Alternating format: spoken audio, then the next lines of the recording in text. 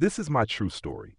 I was a father who devoted every part of himself to his family. I worked daily, saved carefully, and made sure they never lacked warmth, food, or security. I believed that when I reached old age, they would care for me with the same dedication I had shown them.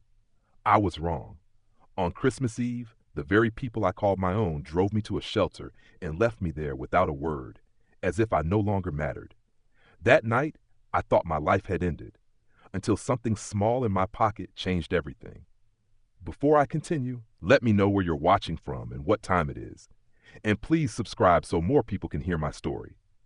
The cold that night was sharp, the kind that stings with every breath. My son said they were taking me somewhere safe, and I believed him. I assumed maybe they planned something simple, a Christmas dinner, a church service, something familiar. But the car didn't stop anywhere near home. It pulled up to a brick building with flickering lights and a sign that read Community Shelter. When I asked what we were doing there, he avoided my eyes and pointed toward the entrance. I sat quietly, holding my small bag, waiting for an explanation that never came. All he said was that they couldn't manage me anymore. Then he set my old coat on my lap, closed the trunk, and stepped away. The air felt heavier than the cold. I got out slowly, thinking this might be temporary, but before I could turn around, the car door slammed and the headlights faded into the night. I stood alone outside the shelter, my breath visible in the freezing wind cutting through my thin jacket. A man by the door nodded and handed me a clipboard. No greeting, just procedure. I signed my name with shaking hands, trying not to cry in front of strangers. Never in my life did I think decades of work, paying bills, mortgages, medical fees, would end with me being left at a shelter like an unwanted parcel. Inside, the place smelled like soup and bleach. People lay on cots wrapped in thin blankets. Some whispered quietly, some slept, others stared at nothing. I found an empty cot near the wall and sat down, my hands stiff from the cold, still feeling the vibration of the car that left me behind. I tried convincing myself they'd return in the morning, but deep down, I already knew they wouldn't. Families don't abandon someone on Christmas Eve by accident. Lying there, I remembered the early mornings and double shifts I worked to raise them.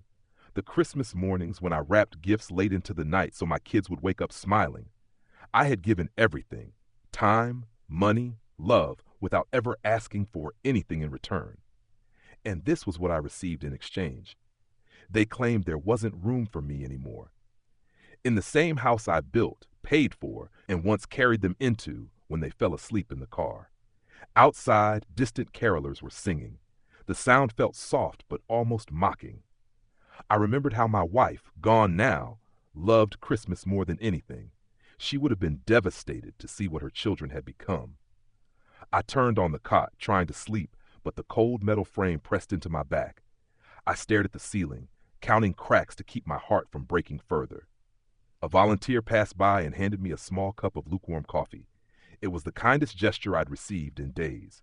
I nodded, unable to speak, because words felt too small compared to the weight inside me. Around me, people coughed, snored, whispered, some prayed. I didn't pray that night. I just closed my eyes and made myself one promise, that if I ever got out of that shelter, I would never depend on anyone again. Not a son, not a relative, no one. I didn't know how I would do it, but I knew one thing. My life was not finished yet. When morning came, the first thing I felt wasn't cold. It was shame, a heavy pressure that settled inside my chest. The lights were still dim and breakfast was being served. Paper plates, watery oatmeal, burnt coffee. People lined up quietly. I joined them, trying to blend in, but I felt eyes on me, curious, tired, indifferent. I used to walk into restaurants where people greeted me with respect. Now I stood in a charity line, waiting for food like a beggar. I sat down, staring at the meal. My hands trembled. I wasn't hungry, but pride doesn't fill an empty stomach, so I ate anyway. Across the room, an older man mumbled to himself about how his children forgot him too. A woman silently wiped her eyes as she looked at a worn photograph. That's when I realized I wasn't alone. Many here had been discarded by the very families they raised. The world outside pretends kindness is common, but in places like this, you see the truth. People love you only while you're useful.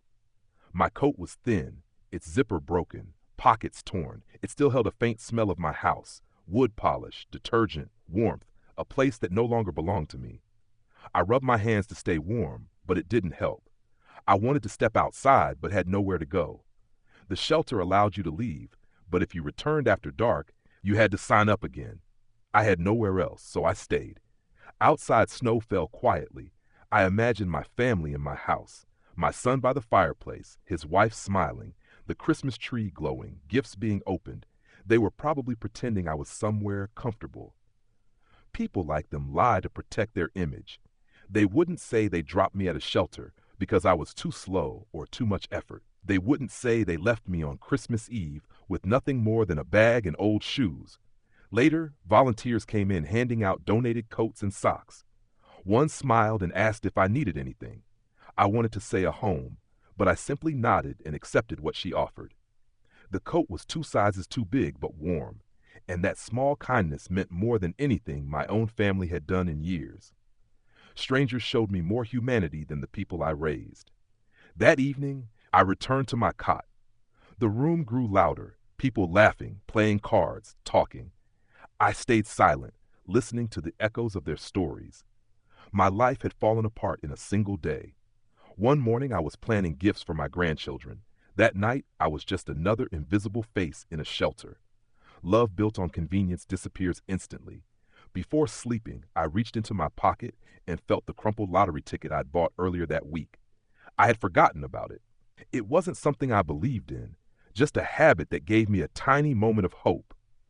It was worthless then, just paper, but it was something still mine. I slipped it back into my pocket and whispered to myself that maybe somehow life might still change. The second morning at the shelter felt heavier than the first. I woke to the rustling of blankets and soft murmurs as people prepared for another long day of surviving. My back ached from the thin cot, and my joints were stiff from the cold that seeped into everything. I sat up slowly, feeling older than I truly was. The shelter lights flickered on, and the room shifted into a quiet shuffle of footsteps heading toward breakfast. I followed, keeping my head low, hoping no one would try to talk to me. I wasn't ready for conversation, not when I was still struggling to accept the reality of where I was. When I reached the front of the line, a volunteer smiled kindly and handed me a tray with oatmeal and a small carton of milk. Her smile caught me off guard. It felt almost out of place in a world where kindness seemed rare. I muttered a quiet thank you and took a seat at a corner table. As I ate, I tried not to think about my family. But memories worked their way into my thoughts anyway. Arguing voices, dismissive glances, closed doors, and finally, the drive that led me here. I tried to swallow with a steady breath, but the food felt thick in my throat. After breakfast, the shelter coordinator made an announcement. Anyone looking for temporary jobs could sign up on a sheet near the office window. The list included small tasks, shoveling snow, cleaning yards, carrying boxes, sorting donations. I stared at the sheet and hesitated. I had worked all my life. I wasn't afraid of labor. What haunted me was the humiliation of starting from nothing at my age. Still, I picked up the pen. Pride wouldn't keep me warm, and it wouldn't feed me. I wrote my name down for snow clearing. It paid little, but it was something. As I returned to the common area, an older man approached me. He wore a wool hat pulled low over his ears and had tired eyes that hinted at too many disappointments. He introduced himself as Thomas and asked if it was my first time at the shelter. I nodded. He patted my shoulder with a gentle familiarity and said, "You get used to it." I didn't know whether he meant the cold, the noise, or the loneliness, but I understood. We all carried stories of loss. Some talked about them, others buried them deep. I was still learning which one I would be. Later that afternoon, a volunteer handed out cheap plastic gloves and sent a small group of us to clear snow from the sidewalks nearby. I joined the crew, and we walked together quietly, our breaths forming clouds in the freezing air. The snow was thick and heavy, but the work felt strangely comforting, a rhythm, a purpose, something that kept my hands busy and my thoughts from spiraling. Each shovelful steadied me a little more. When we finished, the business owner gave each of us a small envelope with cash. It wasn't much, but it was money I earned with my own hands, and that made it meaningful. With that money, I walked to a nearby convenience store. I bought a sandwich, a bottle of water, and a pair of warm socks from the discount bin. Just simple things, but for the first time since arriving at the shelter, I felt a small spark of dignity. On the way back, I passed families holding shopping bags filled with gifts.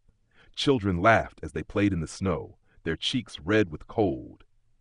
I paused to watch them, feeling a brief sting in my heart.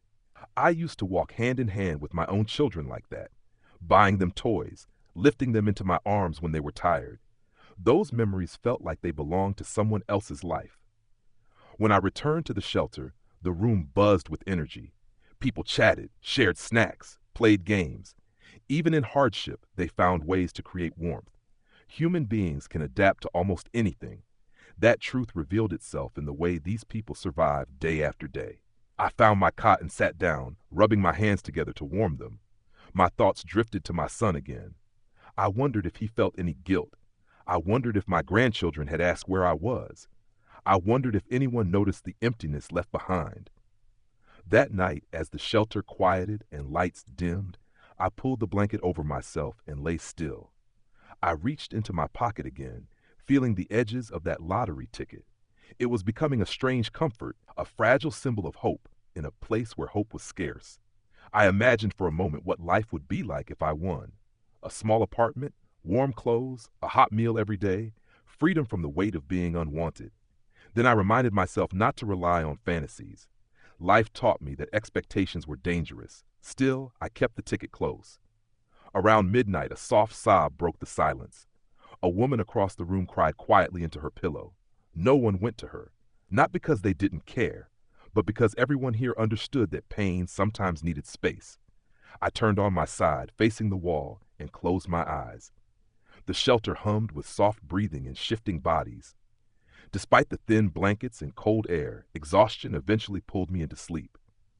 The next morning, I woke early. The room was still dark, but a faint blue light seeped through the frosted windows. I sat up slowly and stretched my stiff legs. The memories of the last 2 days settled on me like a heavy coat. I wasn't the same man who had walked into that shelter. Something inside me was hardening, not bitterness, but resolve. I realized I needed a plan, even if it was small. Surviving day by day wouldn't be enough. I had to rebuild, piece by piece, even if the pieces were small and fragile. I folded the blanket neatly, then placed my belongings at the foot of the cot. My coat, the gloves, the socks I had bought, and the small envelope of remaining cash. I took out the lottery ticket again. I hadn't checked it yet. Part of me was afraid to. Afraid that one more disappointment might break whatever was holding me together.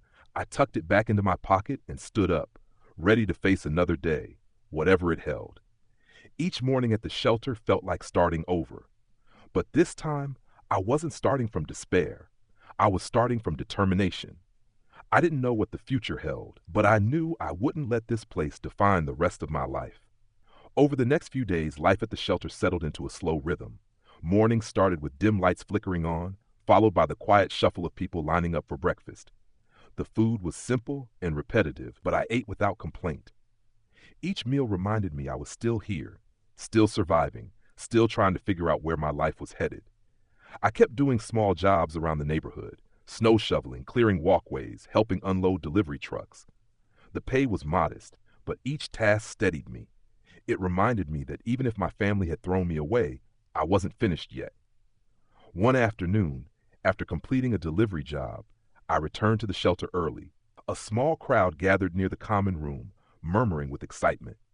Curious, I stepped closer. A volunteer had set up a small television, and people were watching the live broadcast of the lottery results. My heartbeat picked up.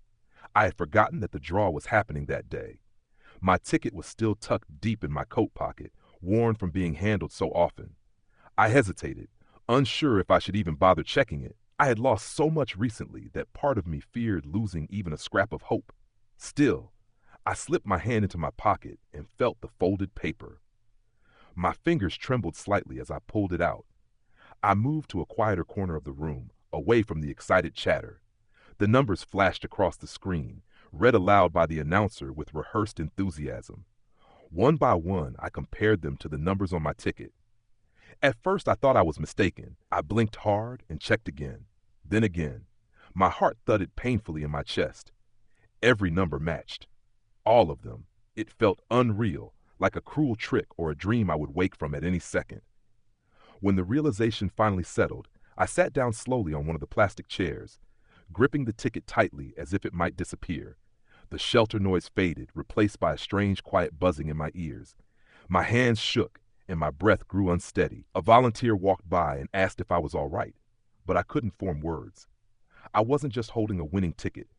I was holding the key to freedom, the key to a life where I would never again rely on anyone who could abandon me. I stood and walked outside to clear my head.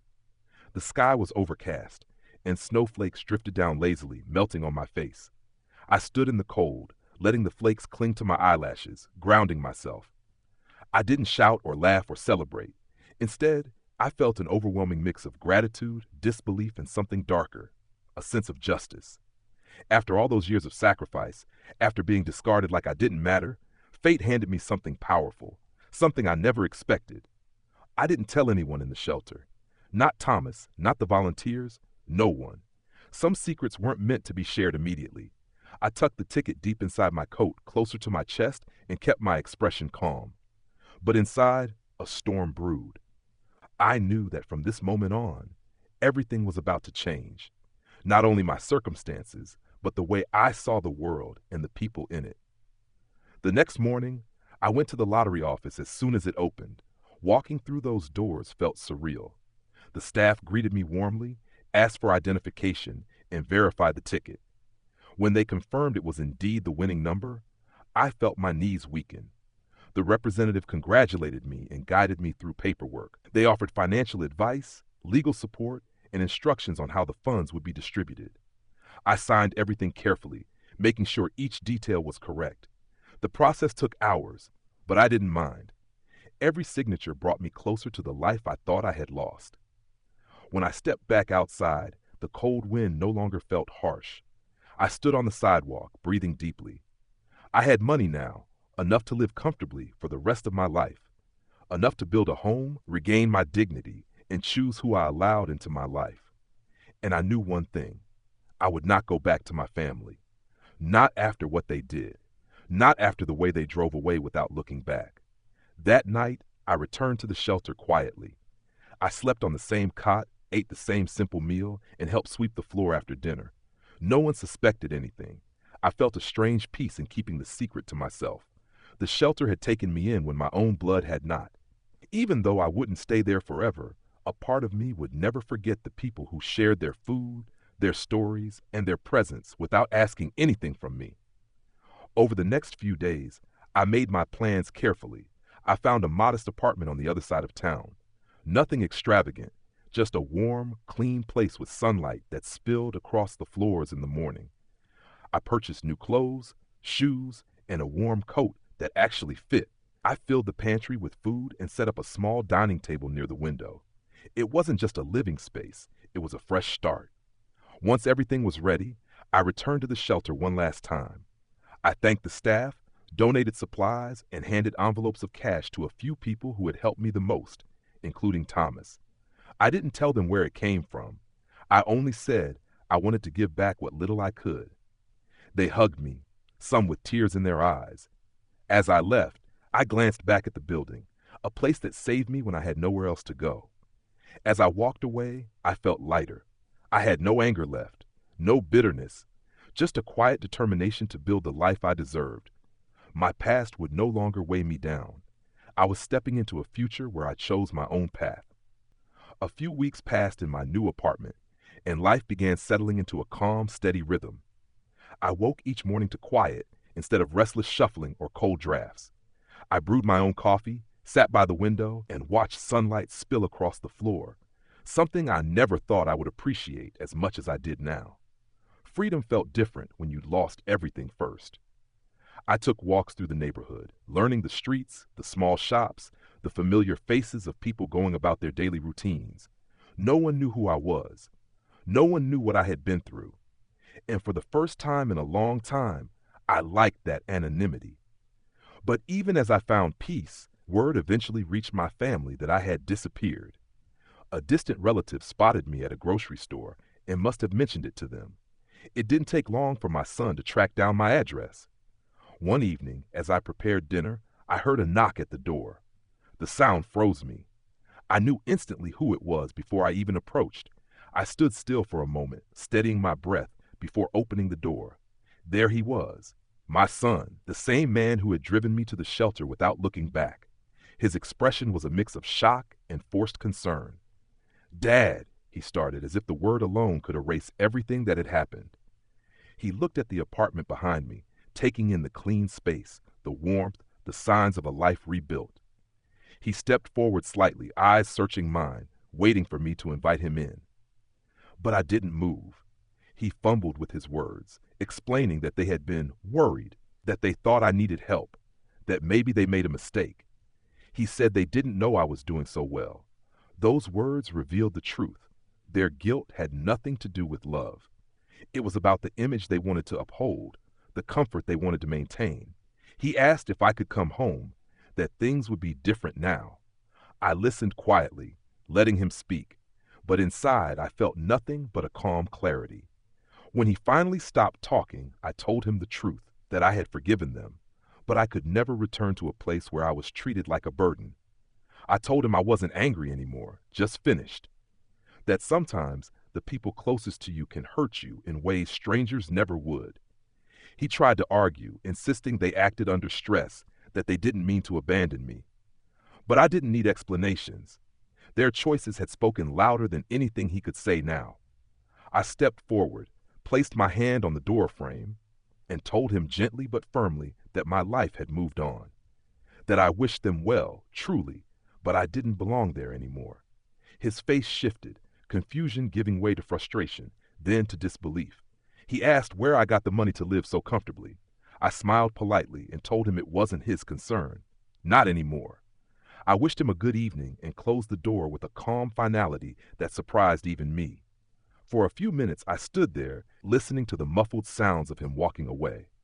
I expected to feel sadness or regret, but instead, I felt light, as if I had finally closed a chapter that had been hurting me for years. The silence of my apartment wrapped around me like a warm blanket. I returned to my dinner, grateful for the peace that filled the room. Days turned into weeks, and I built new routines. I read books I had once set aside. I cooked meals I enjoyed.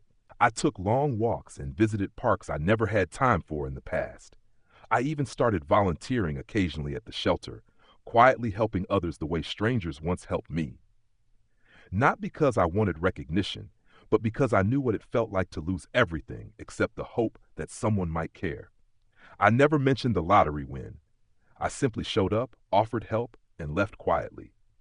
One afternoon, while handing out food at the shelter, I saw a new face. An older man, sitting alone, holding a small bag much like the one I had carried on my first night. His eyes held the same confusion, fear, and sadness I once felt. I sat beside him for a moment, offering him a warm cup of soup. He thanked me with a trembling voice. In that moment, I understood that life had come full circle. I had once been in his exact position, lost and abandoned. Now I had the chance to give someone the same small kindness that had given me strength.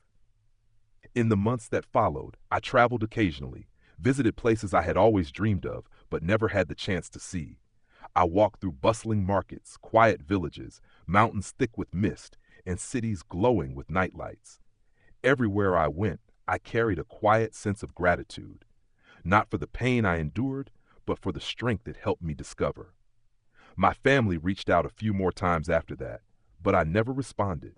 I had forgiven them, but forgiveness did not mean returning to the life that broke me. It meant releasing the bitterness and choosing peace over pain. My life now belonged to me, not to expectations, not to obligations, and certainly not to those who saw me only as a convenience. In the end, it wasn't the lottery ticket that saved me. It was the realization that I had the right to choose myself. The money simply gave me the freedom to do it without fear. My story didn't end in a shelter. It didn't end with abandonment. It began again the moment I stepped into the cold night, holding on to a crumpled piece of paper I thought meant nothing. Sometimes the greatest blessings come disguised as endings, and sometimes losing everything is the only way to finally find yourself.